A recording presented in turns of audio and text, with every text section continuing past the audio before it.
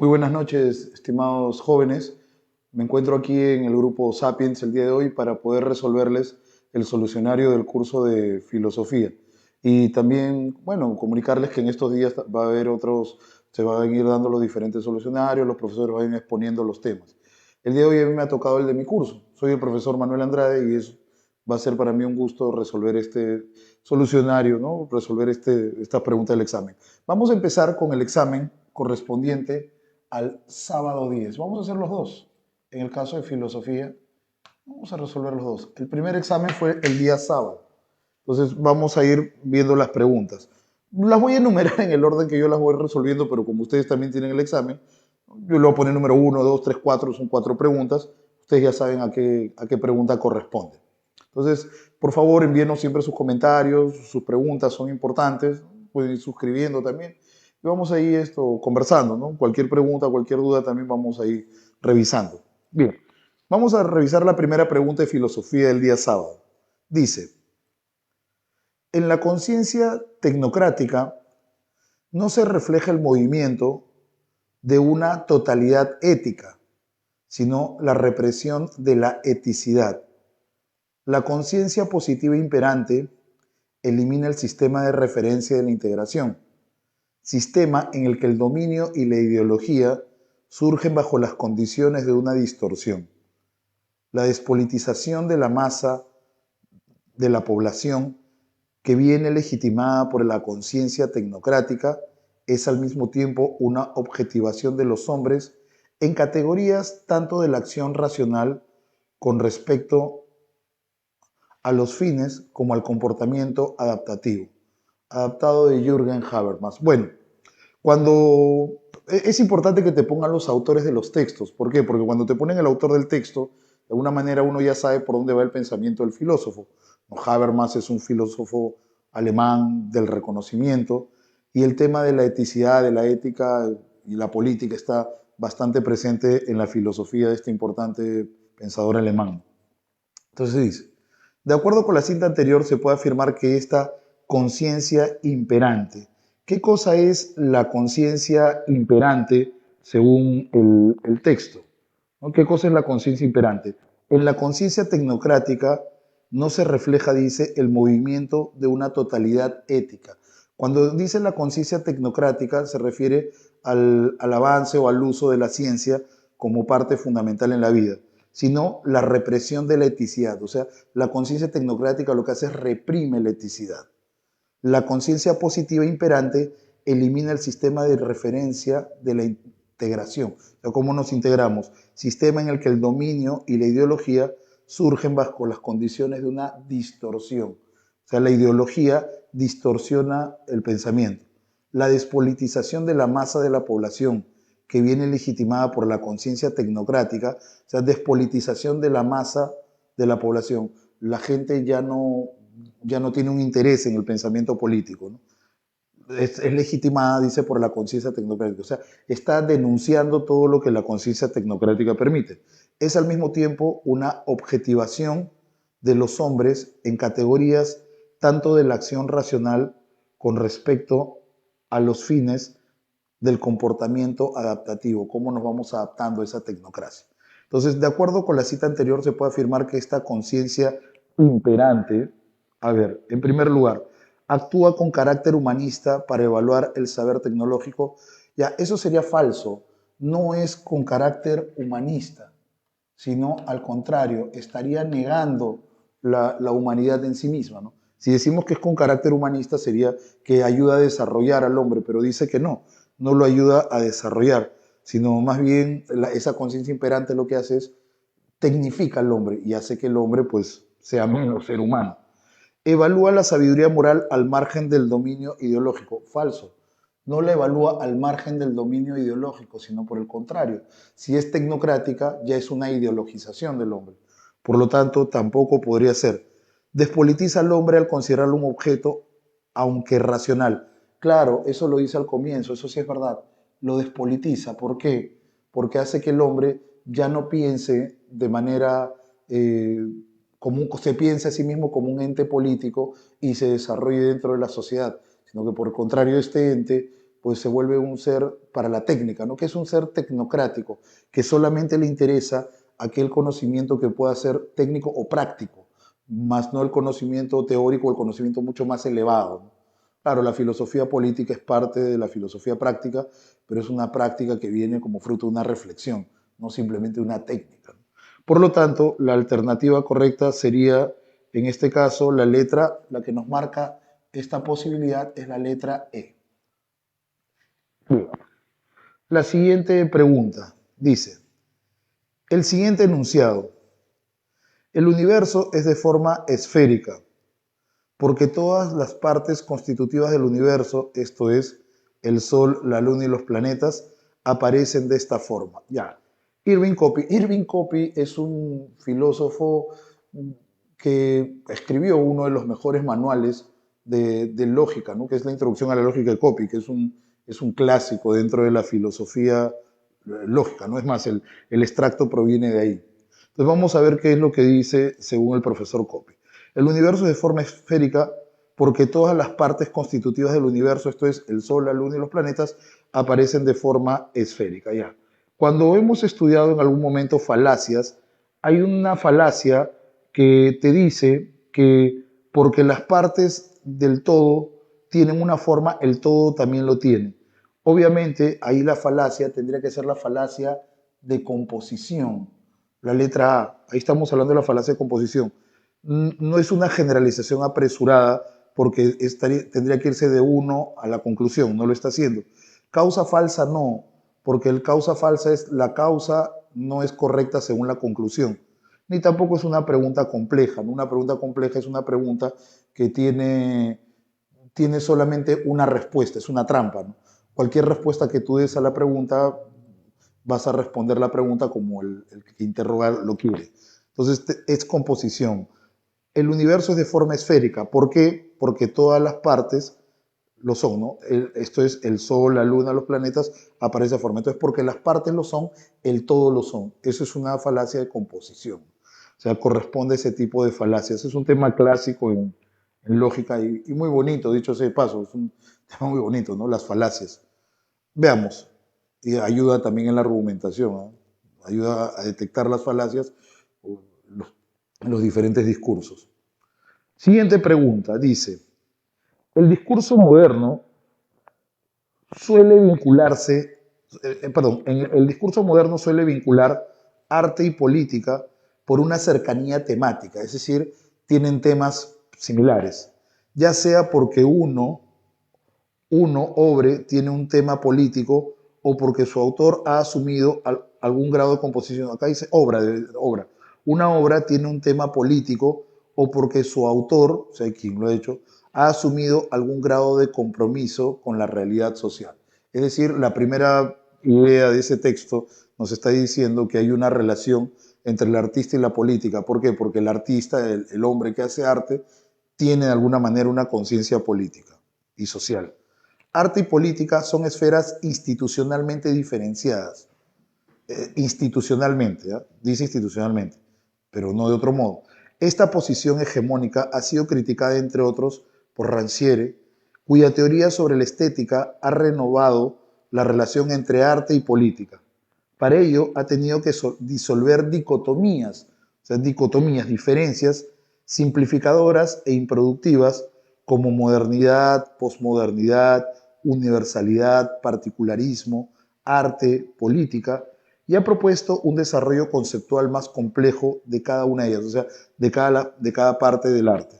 Asimismo, ha intentado evitar la afirmación de que la cultura y el arte en particular son construcciones que solo contribuyen a la reproducción del orden social. La última idea es importante también para poder determinar. Asimismo, ha intentado evitar la afirmación de que la cultura y el arte en particular son construcciones que solo contribuyen a la reproducción del orden social, es decir, está eliminando el carácter limitado, ¿no?, del arte y de la política. Bien, vamos a ver la adaptación. De acuerdo al texto, podemos inferir que Rancière estaría de acuerdo con la idea de que ya, a ver, Rancière, según, a ver, vamos a ver la parte, ¿no? A ver,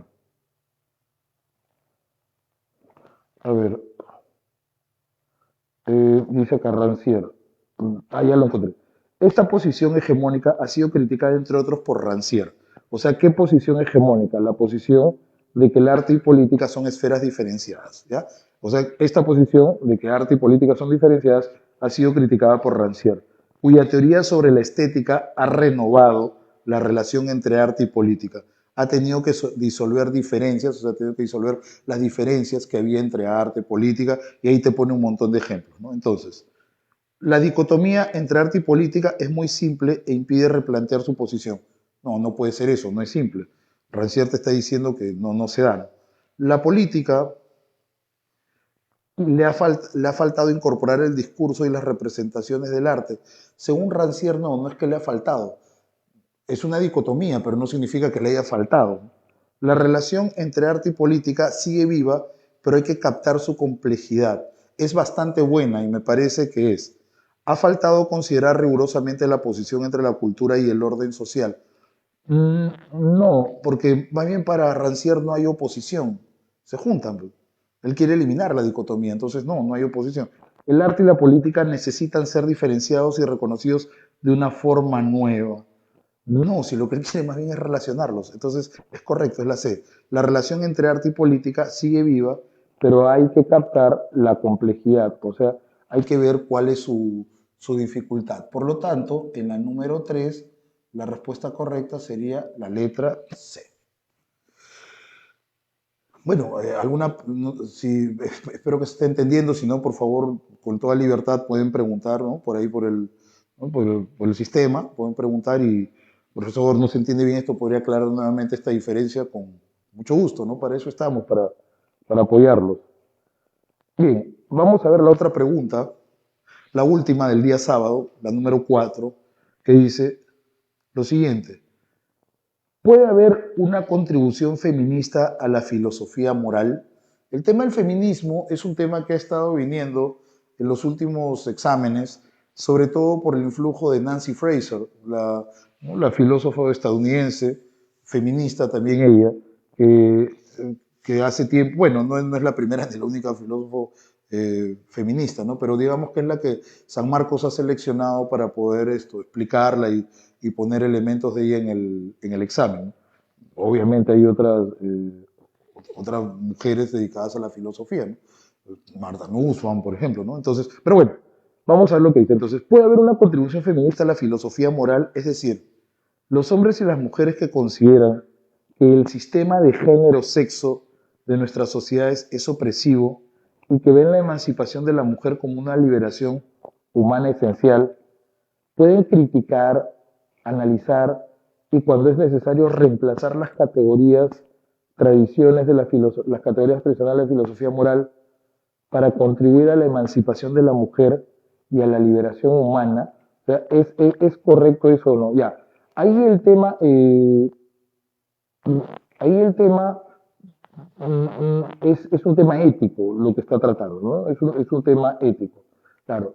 ¿Por qué? Porque no solamente te está diciendo si es que puede haber una contribución, sino si es necesario reemplazar todo lo tradicional por lo actual. Entonces, según el texto, se infiere que en el feminismo hay un valor democrático. ¿Por qué? O sea, ¿por qué el feminismo sería democrático? Si hablamos de democracia, estamos hablando de igualdad. Entonces, ¿por qué el feminismo tendría que ser un tema democrático? Porque la discusión sobre el rol de género es fundamental, pero si la discusión sobre el rol de género fuera fundamental, eso no necesariamente lo hace democrático, porque más bien solamente estaría dedicándose a una parte de la realidad. Es necesario reconocer las diferencias entre sexos, ya, pero eso no necesariamente lo hace democrático porque sigue basándose en un solo tema, la diferencia sexual. Implica que todos seamos reconocidos como iguales. Eh, Ese sí sería un tema democrático, pero no es un tema que se desprenda del texto, que todos seamos reconocidos como iguales, porque también está el tema de la mujer. ¿Ya? Es más, la respuesta se desprende de la última pregunta del texto, donde dice, ¿dónde comienza la interrogación? Ah, ya. Donde termina en sí, ¿no? Los hombres y las mujeres que consideran el sistema de género-sexo de nuestras sociedades es opresivo y que ven la emancipación como una liberación humana esencial, pueden criticar, analizar cuando es necesario, reemplazar las categorías de la filosofía moral para contribuir a la emancipación de la mujer y la liberación humana. O sea, no se queda en la mujer, sino la mujer y la liberación humana, es decir, todo el ser humano. Por lo tanto, la respuesta tendría que ser la letra E. No solo defiende los derechos de las mujeres, sino también los derechos del ser humano, ¿no? Los derechos humanos. humanos. Entonces, por eso, el feminismo Es democrático, porque no solamente implica el derecho de la mujer según el texto, sino el derecho humano, el derecho humano al respeto, a su valor propio, intrínseco como ser humano que es. Bien, esas serían las Preguntas del examen. del día sábado. No sé si hay alguna duda hasta ahí, sino Para poder ver esto, pasamos al examen también del día. ¿Sí está bien? Ya, pasamos entonces a revisar el examen del día domingo, que también lo tengo por ahí, ¿no?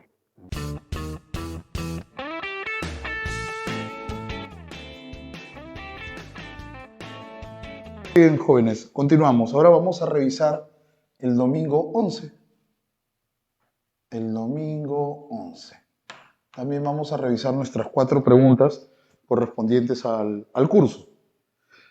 Dice, cuando empleamos el lenguaje en la comunicación, ocurre para Wittgenstein un hecho fundamental. Wittgenstein, el filósofo austriaco, ¿no?, dedicado al tema del lenguaje. Ocurre un hecho fundamental cuando empleamos el lenguaje. Formamos imágenes o figuras mediante las cuales la realidad es representada, o sea, representamos la realidad. Estas figuras son como modelos de los hechos o corresponden, por el arreglo de sus elementos, a lo que ocurre en el mundo.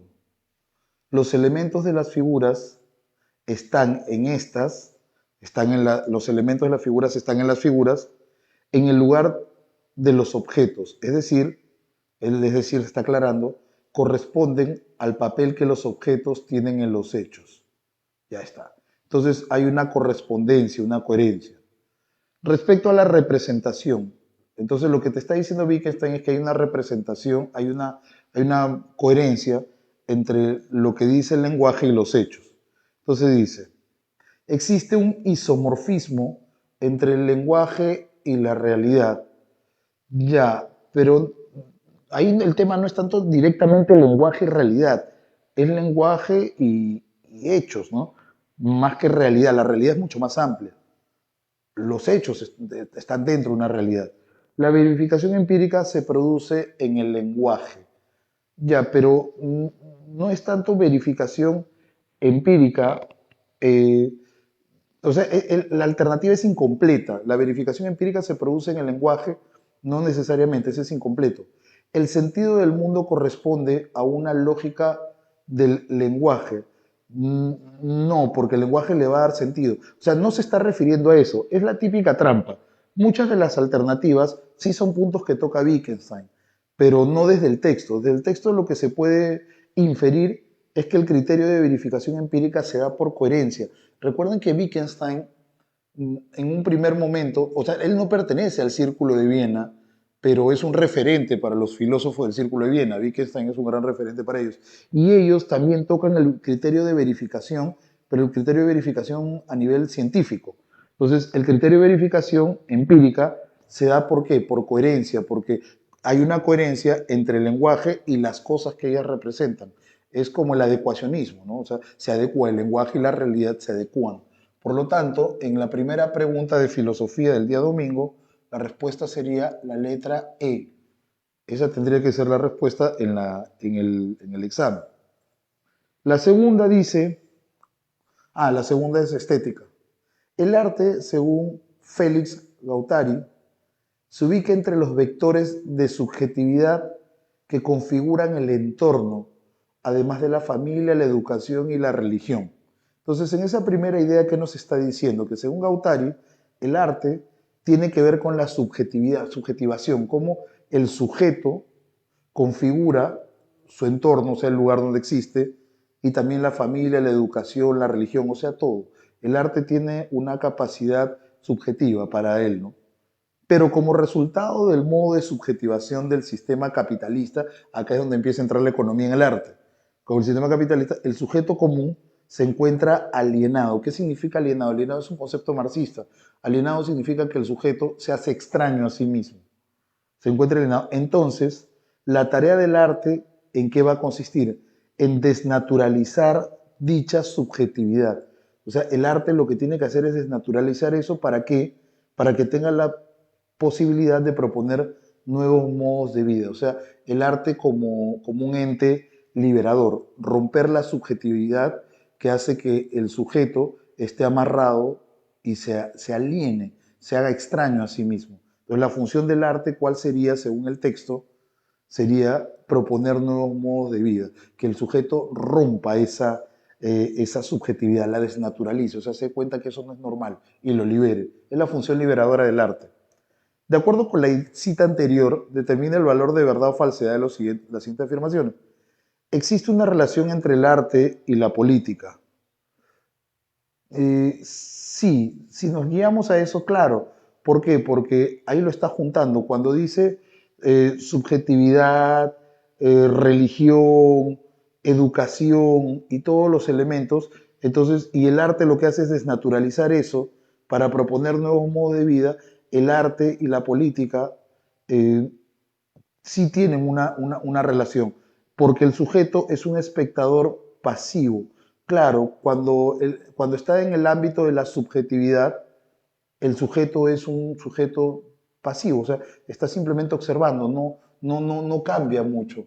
Entonces, la primera tendría que ser verdad. La segunda, el sujeto puede ser creativo en el marco de las ideologías y los sistemas de pensamiento colectivo.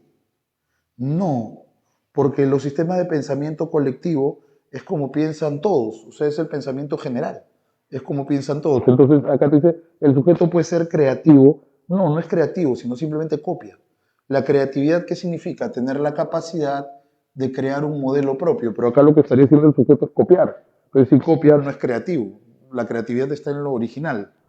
El arte interviene en la producción de la subjetividad como fundamento de la práctica artística. No, el arte lo que tiene que hacer es más bien romper la subjetividad, dice ahí.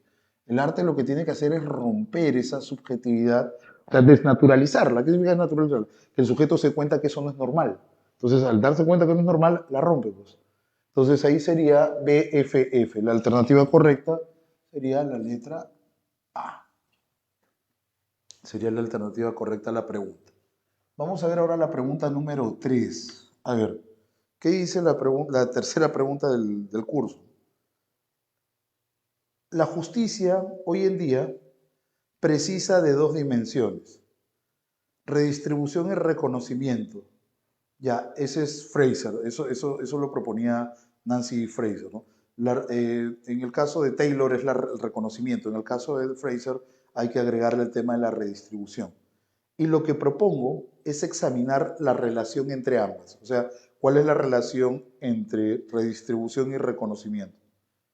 En parte, esto significa resolver la cuestión de cómo conceptualizar el reconocimiento cultural, o sea, cómo reconocer las diferencias culturales y la igualdad social de forma que éstas conjuguen. O sea, ¿qué significa conjuguen? Que ambas se puedan unir, puedan funcionar de la misma manera. El reconocimiento cultural y la igualdad social, en lugar de enfrentarse entre sí. Claro, por un lado está el reconocimiento cultural y por otro lado el problema social, ¿no? Acá lo que quiere hacer es unir ambos problemas y ver cómo ambos problemas pueden tener una solución.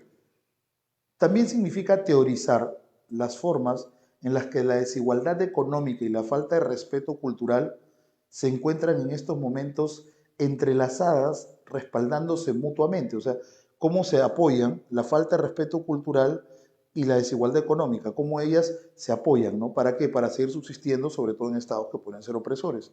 Posteriormente significa clarificar además los dilemas políticos que emergen cuando tratamos de luchar en contra de ambas injusticias simultáneamente. O sea, hay dilemas políticos cuando tratamos de luchar con las dos a la vez, simultáneamente. Entonces, hay que aclarar eso también, respaldándose mutuamente. Significa clarificar, ¿no?, los dilemas políticos. ¿Por qué? Porque hay dilemas. Pues cuando tú quieres luchar contra ambas, se van a generar ciertos problemas en la mente de las personas. ¿Cómo lo hago? Teniendo en consideración el texto, identifica el valor de verdad o falsedad de los siguientes enunciados. Dice, la vinculación entre la reivindicación social y económica genera nuevos problemas políticos. Claro, lo dice al final, es justo lo que les estaba explicando ahora último, cómo conjugar para que no se den esos problemas. Entonces acá la primera sería verdadera, ¿no? Si me piden verdadero y falso, sí. La primera tendría que ser verdadera, es verdadera. Ha habido oposición entre los problemas relativos a la redistribución y el reconocimiento. A ver, ha habido oposición entre los problemas de la redistribución y el reconocimiento. Significa revolver la cuestión de cómo conceptualizar el reconocimiento cultural y la igualdad social. Entonces, ¿ha habido oposición entre los problemas relativos a la redistribución y el reconocimiento? Eh, no necesariamente, porque lo que dice es que no hay. En parte significa resolver la cuestión de cómo conceptualizar el reconocimiento cultural y la igualdad de forma que éstas se conjuguen en lugar de enfrentarse entre sí. Entonces, no hay oposición, son lo mismo, van por el mismo camino. Entonces, dice, ¿ha habido oposición? No, porque la oposición no tiene sentido. O sea, no hay un sentido en la oposición. ¿Es innecesario reformular los conceptos sociales y económicos para que puedan conciliarse? No, al contrario, es necesario reformularlos. También sería falso. No es innecesario, es necesario reformularlos, dice. Al final está por ahí también, ¿no? Al final dice, es necesario reformularlos. Claro, significa clarificar además los dilemas políticos, o sea, reformular, volver a hablar, ¿no? No es innecesario, es necesario. El reconocimiento y la redistribución se vinculan porque comparten las mismas injusticias. Ya, eso se puede inferir muy bien. Claro, ¿por qué se pueden tratar de la misma manera? Porque son las mismas injusticias. Si tuvieran injusticias diferentes, se tratarían de maneras diferentes, pues. Pero como tienen la misma injusticia, entonces por eso es que se vinculan, porque se pueden tratar desde las mismas dimensiones. Entonces, esa sería verdadera. Por lo tanto, la respuesta correcta sería, o es, mejor dicho, la letra C. Bien, última pregunta. Última pregunta, amigos. Dice, si abandonamos, miren, este texto al final lo dice, es de Paul Feyerabend. Paul Feyerabend, antes de leerlo, ¿no?, para hacernos una idea o recordar, Paul Feyerabend es un anarquista epistemológico. Bueno, era, ¿no?, un anarquista. Es decir, él pensaba que la ciencia no debería tener un método, sino que debería ser un método libre, ¿no? La ciencia, en su misma libertad y esencia, debería crear un método. Entonces dice, si abandonamos el artificio de los dominios cerrados, también debemos abandonar el artificio de los significados precisos, puesto que las palabras, los enunciados e incluso los principios son ambiguos y cambian en función de las situaciones en que son usadas. Ya está metiendo ahí el anarquismo en esa idea. ¿Por qué? Porque lo que te está diciendo es, si buscamos, debemos abandonar, perdón, el artificio de los significados precisos. O sea, los significados precisos, ¿qué significa? Que hay que buscar diferentes significados, puesto que las palabras, los enunciados, incluso los principios son ambiguos y cambian en función de las situaciones. Por lo tanto, un método no sirve. Ahí está el anarquismo. Las interacciones entre culturas, dominios lingüísticos y grupos profesionales se producen constantemente y por lo tanto es absurdo hablar tanto de objetividad como de significado relativo dentro de márgenes bien definidos. Entonces, las interacciones entre culturas, dominios lingüísticos y grupos profesionales se producen constantemente y por lo tanto es absurdo hablar de objetividad con un significado relativo dentro de márgenes bien definidos. O sea, no hay objetividad. ¿Por qué? Porque las situaciones se van replanteando en la ciencia. Eso es lo que dice. El objetivo y la idea de verdad que lo acompaña y el relativismo suponen límites que no se encuentran en la práctica y dan por supuesto que la gente comprometida en formas de colaboración interesantes, aunque a veces difíciles, está haciendo tonterías. El objetivismo y el relativismo son quimeras, o sea, niega los dos. Objetivismo, que las cosas son de una manera determinada y no pueden ser de otras. Y relativismo, que la verdad depende de las circunstancias, ¿no? Lo que es verdad para ti puede no ser verdad para mí, y ambos estamos bien, ¿no? O sea, no habría ningún problema. No hay una verdad absoluta, el relativismo. Esa es la herramienta de la posmodernidad, ¿no? Entonces, para Feyerabend, ambas son quimeras. O sea, está aclarando, está poniendo ahí el punto, está poniendo, ¿no?, el punto ahí en que él tampoco es un relativista, ¿no? Obviamente no lo es, Feyerabend era un anarquista. En relación con el conocimiento del texto, se puede extraer que las interacciones entre culturas plantean el problema del relativismo. Los problemas lingüísticos conducen al problema de la objetividad del significado. La verdad como correspondencia como los objetos es un artificio teórico. Los enunciados usados en diversas situaciones podrían dificultar la comunicación y es preciso recuperar la idea de verdad como relativa a épocas y culturas. Ya, a ver, vamos eliminando. La E no es de ninguna manera, ¿no? La E se elimina. Vamos eliminando la E. Ahora tenemos la... ¿Por qué? Recuperar la idea de verdad como relativa a épocas y culturas. No, más bien hay que rechazar eso, ¿no? Lo está rechazando, no dice que haya que recuperarlas. Las interacciones entre culturas plantean el problema del relativismo. No necesariamente, porque acá lo que dice es la interacción entre culturas, dominios lingüísticos y grupos profesionales se producen constantemente y por lo tanto es absurdo hablar tanto de objetividad como de significado relativo o dentro de márgenes bien definidos. O sea, es absurdo ambas. El texto está definiendo que es absurdo objetividad, pero también relatividad. Entonces la A tampoco va. Los problemas lingüísticos conducen al problema de la objetividad del significado. No, al contrario, los problemas lingüísticos llevan a la subjetividad del significado. La objetividad es que es así, no, llevan a la subjetividad. La verdad como correspondencia con los objetos es un artificio teórico. Más que un artificio teórico dice que es una quimera, ¿no?, una suerte. Y la D dice los enunciados usados en diversas situaciones podrían dificultar la comunicación. Claro, esa es. ¿Por qué dificultar? Porque hacen que la comunicación sea compleja y por lo tanto no podemos objetivar, sino lo que tenemos que hacer es más bien entender que hay interpretaciones, ¿no?, y que no hay un método claro, sino que cualquier método puede ser posible. Ahora, ¿por qué eso no es relativismo? Porque el relativismo también tiene una postura que podría ser concreta, ¿no? En cambio, el anarquismo no, el anarquismo es sin gobierno, o sea, cada quien propone la postura que mejor le parece y esto es libre, ¿no? Es libre. O sea, la ciencia no tiene un método, sino avanza con el método que le corresponde en ese momento. Cualquier método es bueno para llegar al fin. O sea, igual tiene un fin el anarquismo. Bueno, muy bien, estimados jóvenes, hemos visto el solucionario de filosofía de los 2 días. Espero que les sirva. No se olviden, por favor, siempre dejar sus comentarios, estar interactuando, las preguntas que tengan para nosotros también. Y no se olviden también que vienen nuevos ciclos, como les mencionó el profesor Díaz hace un momento. Muchas gracias por la atención prestada y que tengan muy buenas noches. Hasta la próxima.